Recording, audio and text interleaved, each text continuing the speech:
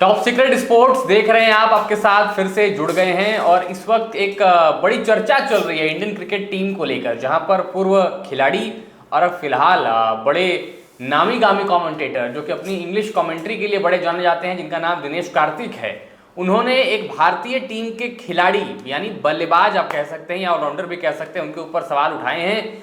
हमारे साथ यहाँ पर सहयोगी मधुर भैया हमारे साथ जुड़ गए। कौन है वो खिलाड़ी, क्या पूछ दिया है दिनेश कार्तिक ने ऐसा जो इतना बवाल मचा पड़ा है सोशल मीडिया और तमाम जगहों पर? एक्चुअली उन्होंने सवाल उठाने के साथ साथ चिंता भी जाहिर की है और उस खिलाड़ी का नाम है वॉशिंगटन सुंदर। दिनेश कार्तिक का ये कहना है कि आप वॉशिंगटन सुंदर को नंबर 3 पर तो खिला रहे हैं और उनसे ज़्यादा रन की आप उम्मीद करेंगे, क्योंकि नंबर 3 पर कोई ऑलराउंडर तो खेलता नहीं, नंबर 3 पे हार्डकोर प्योर बैट्समैन खेलता है। अब वो रोल जब वॉशिंगटन सुंदर को दिया गया तो वॉशिंगटन सुंदर से उम्मीद है कि वो लंबे रन मारे या बड़ा स्कोर करें। अब दिनेश कार्तिक ने चिंता ये भी जाहिर कर दी कि कहीं उनको बैटिंग पे उनका इतना ध्यान ना चला जाए कि उनकी बॉलिंग खराब हो जाए। हम देख चुके हैं कि इरफान पठान के साथ जब ऐसा एक्सपेरिमेंट किया गया था तो उसका असर उनकी गेंदबाजी पर साफ देखने को मिला था। तो दिनेश कार्तिक ने बुराई नहीं की है, एक चिंता जाहिर की है और एक सवाल उठाया है।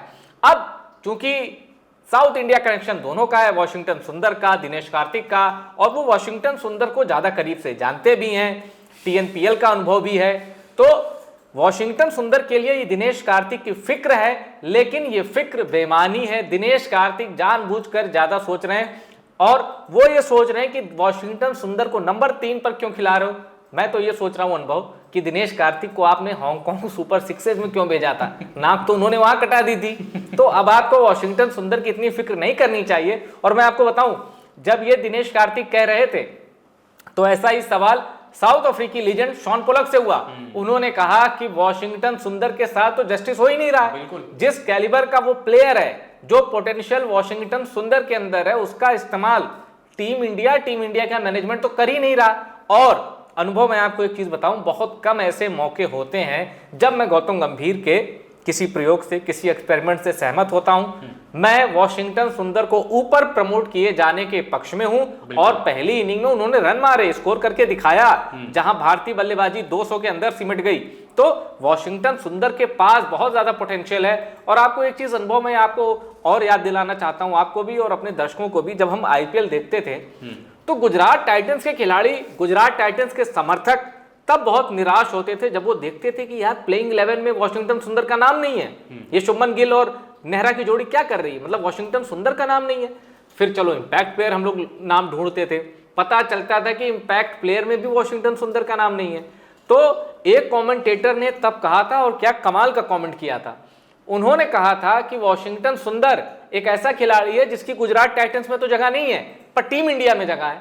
मतलब आप सोच सकते हैं, एक खिलाड़ी ऐसा भी हो सकता है कि आईपीएल की फ्रेंचाइजी कहती है नहीं इसकी जगह नहीं है और टीम इंडिया में वो खेल रहा है। तो ये जो इनजस्टिस हुआ है वॉशिंगटन सुंदर के साथ, ये कोई उसका पेबैक नहीं है। वॉशिंगटन सुंदर के टैलेंट में अब विश्वास जो जताया जा रहा है वो डिजर्व करते हैं। आपके क्या टिक है वॉशिंगटन सुंदर पे? देखिए, जो शॉन पोलक का स्टेटमेंट जैसे भैया आपने बताया, मुझे लगता है कि मैं इससे भी पूरी तरह से सहमत हूं कि उनका कभी फुल यूटिलाइजेशन नहीं किया गया। दूसरी बात आपने बोली कि जो वॉशिंगटन सुंदर का जो गंभीर का एक्सपेरिमेंट है नंबर 3 पर उनको भेजना बल्लेबाजी करने के लिए, मैं इससे भी पूरी तरह सहमत हूँ, क्योंकि ये किसी ने सोचा नहीं था। जब वॉशिंगटन सुंदर को हमने टीम शीट आई, उसमें वॉशिंगटन सुंदर का नाम नंबर 3 पर देखा तो हमें लगा कि यार हाँ, ये तो बल्लेबाज हैं नंबर 3 पर, इनके शतक हैं और बड़ा शतक है इनका डोमेस्टिक में, नंबर 3 पर डोमेस्टिक क्रिकेट में अपने स्टेट के लिए नंबर 3 पर रणजी में बल्लेबाजी करते हैं रेड बॉल से। यही दिल्ली में, दिल्ली के ही मैदान पर उन्होंने अरुण जेटली स्टेडियम में ही सेंचुरी मारी थी नंबर 3 पर बल्लेबाजी करते हुए। तो डोमेस्टिक आंकड़े जब आप देखते हैं तो लगता है कि हाँ, ये तो बल्लेबाज है। और रही बात उनकी यूटिलाइजेशन की, रही बात की गेंदबाजी पर उतना अभ्यास नहीं, देखिए वो आज से क्रिकेट नहीं खेल रहे या वो कोई अकेडमी के बच्चे नहीं है कि उनको अभी अपने आप को परिपक्व बनाना है। गेंदबाजी वो उनके, जैसे विराट कोहली ने एक बार बात कही थी ना कि it is in my nerves, वो आप सालों से मसल मेमोरी खूब चर्चा में आया था, वो मसल मेमोरी में है उनके। अब वो अगर अपनी कुछ और चीज़ों को, या देखिए जो बड़ा गेंदबाज होता है वो किसी चीज़ को और थोड़ा सा शाइन करता है या कोई नई चीज़ सीखता है। हमने कई इंटरव्यूज़ में कई गेंदबाजों से जब उनके पॉडकास्ट सुनते हैं तो कहते हैं कि मैंने तब जाकर ये नई गेंद सीखी थी। आप उसको थोड़ा सा बस शाइन करते हैं, उसका थोड़ा सा रफ करते हैं, जैसे चाकू की धार बढ़ाते हैं वैसे वो अपनी गेंदबाजी की धार बढ़ा सकते हैं। लेकिन बल्लेबाजी में उनके पोटेंशियल को अनलॉक ही नहीं किया गया है। जडेजा के जब हम रन अभी देख रहे हैं टेस्ट क्रिकेट में, आप 3 साल 4 साल पहले आप जडेजा की बल्लेबाजी पर भी सवाल उठाते थे। आप कहते थे कि जडेजा की बल्लेबाजी आउट ऑफ फॉर्म है, इनकंसिस्टेंट है। लेकिन आज जडेजा रन मिला ना, जब नंबर 5, नंबर 4, 6 लगातार बल्लेबाजी मिला, परफॉर्मेंस देख रहे हैं। वॉशिंगटन सुंदर अगर आपको नंबर 3 वाली पोजीशन फिल करके देते हैं, आप सोचिए आपकी टीम इंडिया की कॉम्बिनेशन इंडियन सबकॉन्टिनेंट में कितनी स्ट्रांग हो जाएगी। आपको एक्स्ट्रा बल्लेबाज नहीं खिलाना पड़ेगा और जो आपके लिए नंबर 3 पर खेलेगा वो आपके लिए एक बेहतरीन, आपके लिए स्पिन का विकल्प भी है। मतलब कप्तान के लिए आपकी गेंदबाजी में भी कुशनिंग होती है और बल्लेबाजी में भी कुशन होता है कि आप बल्ले बैटिंग डेप्थ भी देखते हैं और आपके पास एक चौथा स्पिन ऑप्शन जरूरत पड़ी तो आप करा सकते हैं। कितना बेहतरीन कॉम्बिनेशन है। तो ये बात तो बिल्कुल मुझे लगता है कि दिनेश कार्तिक ने जिस भी कारण से उन्होंने बोली हो, बट ये कहना कि वो अपनी गेंदबाजी पर उतना ध्यान नहीं दे पाएंगे नेट्स में, ये वो मुझे लगता है कि इस हिसाब से तो फिर किसी भी टीम में ऑलराउंडर हो ही नहीं सकते, क्योंकि वो किसी एक चीज में परिपक्व है ही नहीं फिर तो। और ये जो नियम था ना, ये इंपैक्ट प्लेयर सबसे ज्यादा ऑलराउंडर इस नियम ने खत्म किए हैं, क्योंकि फिर टीम बैट्समैन की जगह बॉलर खिलाती थी, रिप्लेस करती थी एक इनिंग बाद, या बॉलर की जगह वो बैट्समैन रखती थी। ऑलराउंडर का जो स्पेस है ना वो खत्म हो गया था।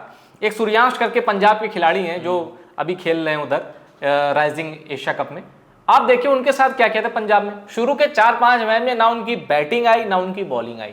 सूर्यांश शेट्टी ऐसे कुछ नाम है ना, है। तो ऐसा इंजस्टिस भी खिलाड़ियों के साथ होता है और वॉशिंगटन सुंदर के साथ हुआ। हाँ, अब उनको मौके मिलेंगे और ऑस्ट्रेलिया में चौके छक्के टेस्ट मैच में 50 और वॉशिंगटन सुंदर लगाई है, हर जगह प्रूव कर चुके हैं खुद को। और जडेजा की बात हो रही थी, इंग्लैंड में शतक। तो जब यह आलोचना होना बड़ा अच्छा है, खिलाड़ी जब इसको लेते हैं ना कि अब मुझे डिलीवर करके देना है, परफॉर्म करके देना है, तो ये बड़ा अच्छा लगता है, क्योंकि जो परफॉर्म नहीं करेगा उसको फिर बाहर कर दिया जाएगा। जब इंडियन क्रिकेट फैंस को ये रियलाइज होता है ना कि हाँ यार एक ऐसी टीम है हमारे पास कि अगर ये खिलाड़ी परफॉर्म नहीं करेगा तो इसको बाहर कर दिया जाएगा, तो फैन भी खुश होते हैं कि चलो एक तो इंस्टीट्यूशन ऐसा है जहां हम ये नेपोटिज्म से दूर हैं, जहां हम जिसको भाई भतीजावाद कहते हैं, जहां हम, लेकिन हमने देखा कि हर्षित राणा के केस में हमारा भरोसा टूटा, हर्षित राणा को मौके मिले और वहीं मोहम्मद शमी बाहर, सिराज बाहर। सिराज को इतना अच्छा उन्होंने इंग्लैंड दौरा किया, उसके बाद भी उनके तीनों फॉर्मेट्स उनको नहीं खिलाया गया, जगह ही नहीं बन पा रही उनकी। और अर्शदीप सिंह जब मौका मिलता है तब परफॉर्म, लेकिन उनकी जगह नहीं बन पा रही। संजू सैमसन कब वो परमानेंट होंगे, मतलब कोई नहीं जानता कि इतने अच्छे स्टैट वाला खिलाड़ी कब परमानेंट होगा, नहीं पता। तो ये चीजें परेशान कर रही हैं। अब वॉशिंगटन सुंदर के लिए कम से कम मैं खुश हूं कि चलो ये रोल पहचाना गया। साई सुदर्शन को मौके बहुत मिले थे, वो डिलीवर नहीं कर पाए। हाँ, साई सुदर्शन और वॉशिंगटन सुंदर की बैटिंग में कोई तुलना नहीं हो सकती। साई सुदर्शन बहुत बड़े बल्लेबाज हैं और गुजरात टाइटंस में जब वो खेलते तो ओपन, तो गिल से ज्यादा उनका डंका बजता था, उनका हमने देखा है कि, और लेकिन इंग्लैंड ने उनकी कमजोरी पकड़ ली, एक ही तरीके से उनको आउट करने की कोशिश की, उस जाल में भी फंसे। तो अनुभव की कमी, वरना साई सुदर्शन मुझे बल्लेबाज बहुत ऊपर के लगते हैं। तो अपनी मेहनत जारी रखें, ऐसा नहीं कि उनके लिए दरवाजे बंद हो गए, आगे खुलेंगे। पर ये जो एक्सपेरिमेंट है वॉशिंगटन सुंदर का, क्योंकि बैटिंग पोटेंशियल है, और देखिए ऑफ ब्रेक स्पिनर जो होता है ना, वो कुछ ऐसा नहीं होता कि वो बॉलिंग भूल जाएगा। ऑफ ब्रेक स्पिनर कोई बहुत माहिर कला नहीं होती। वीरेंद्र सहवाग क्या कहते थे कि मैं ऑफ स्पिनर को ऑफ स्पिनर मानता ही नहीं, और हमने देखा है कि उसी ऑफ स्पिनर की दुनिया में एक सकलैन मुश्ताक जैसा लेजेंड है, जो पाकिस्तान से जब खेलता था तो डेथ ओवर वसीम अकरम वकार यूनुस नहीं डालते थे, सकलैन मुश्ताक डालते थे। डेथ ओवर 48वां 50वां 46वां सकलैन मुश्ताक डालते थे, और सकलैन मुश्ताक जब दूसरा मारते थे तब वहां कुछ उंगलियों का ऐसा इस्तेमाल होता है कि मतलब एक डेवलप होती उंगलियां, आप दूसरा मारते मारते आपकी उंगलियां चोटिल होती, उंगलियों में चोट लगती है। तो वो अभी वॉशिंगटन सुंदर का लेवल नहीं है। आराम से अपनी ऑफ ब्रेक स्पिनर करते रहे, और वॉशिंगटन सुंदर का योगदान मैं समझता हूं लिमिटेड ओवर्स में वहीं आता है जब उनके सामने कोई लेफ्ट हैंड खिलाड़ी पड़ता है, वहीं ज्यादातर उनको मौके दिए जाते हैं। तो अगर दूसरी टीम में लेफ्टी नहीं है तो क्या वॉशिंगटन सुंदर बॉल नहीं डालेंगे? इस लिहाज से कई बार वो ड्रॉप भी होते रहे, पर अब उनको जो चांस मिला है, अगर 5 टेस्ट मैच वॉशिंगटन सुंदर पे मेहनत कर ली जाए, बिल्कुल, तो मुझे लगता है वॉशिंगटन सुंदर रिजल्ट दे देंगे। साउथ अफ्रीका की जो परीक्षा, इसके बाद श्रीलंका जाना है, और अनुभव आपको याद है श्रीलंका में जब टेस्ट मैच होता है तो रंगना हेरात ऑस्ट्रेलिया की बेस्ट प्लेइंग 11 वाली टीम को 3 दिन के अंदर श्रीलंका 2 पारी खिला के भेज देती है कि चलो हो गया। तो ये मजाक श्रीलंका में होता है, वहां ये जो हमने देखा ईडन गार्डन में, इससे बड़ा मजाक श्रीलंका में होता है। 2-2 दिन में टेस्ट मैच खत्म। तो वॉशिंगटन सुंदर को वहां आजमाना चाहिए और एक फॉरेन टूर में मानता हूं वो उनको खिला दे, जहां वो खुद को वैसे उन्होंने साबित भी किया। पर वॉशिंगटन सुंदर के साथ जो एक्सपेरिमेंट किया था मैं उसके साथ हूं, मेरा कहने का मतलब सिर्फ बिल्कुल। और देखिए आपने बहुत बड़ी अच्छी बात कही कि देखिए साई सुदर्शन की जो बल्लेबाजी है, जो उनकी स्किल्स एबिलिटीज है, उस पर कोई सवाल नहीं है, कोई डाउट नहीं है। हाँ, सैंपल साइज भी छोटा है कि अभी सिर्फ 5-6 मैचेस में हम उनको जज कर रहे हैं, लेकिन टीम इंडिया का जो इकोसिस्टम आप वहां देखिए, इन्हीं 5-6 मैचेस पर टीम बदल जाती है, मौके नहीं मिलते हैं।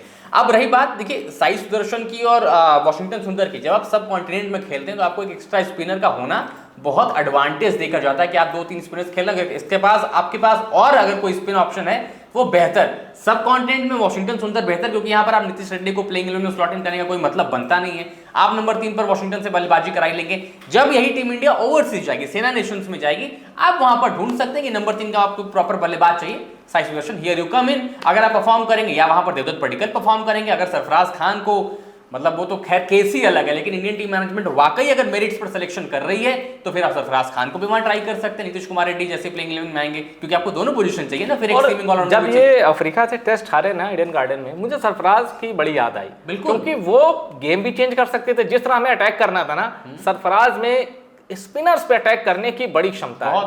मुझे ऐसा लगता है कि अगर वो होते तो नतीजा ये नहीं होता।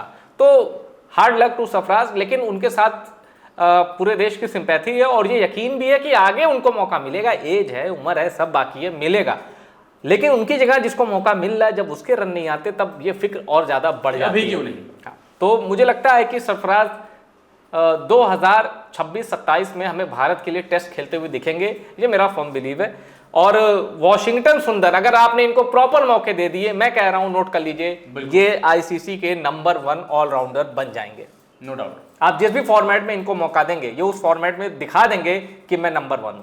इतनी क्षमता है, बहुत ही पोटेंशियल वाला प्लेयर है।